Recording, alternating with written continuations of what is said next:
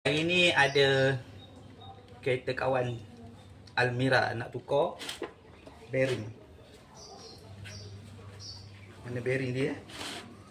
Okey, nak tukar bearing kaya Almira.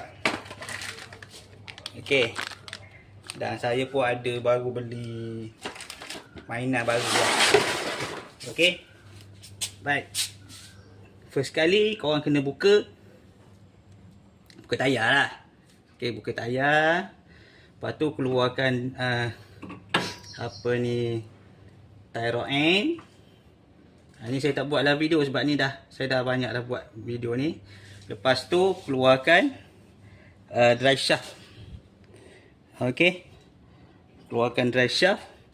Dan lepas tu ball joint ni bawah ni, nak keluarkan drive shaft ni kita kena tanggalkan ball joint ni dulu. Dah keluar drive shaft, pasang balik ball joint ni. Okey, sekarang ni kita nak buat kerja tanpa cabut naka dari kereta. Biasa saya buat Azia ke apa sebelum ni, naka ni kita keluarkan. Ni kita nak buat kerja tanpa cabut naka dari kereta. Maksudnya apa ni, ni ada screw camber ni. Jadi yang ni selamat, tak payah pergi setting. Nanti dah siap pasang, hanya perlu buat alignment je semula. Jadi screw camber ni kita tak payah buat lah. Okay guys, jom.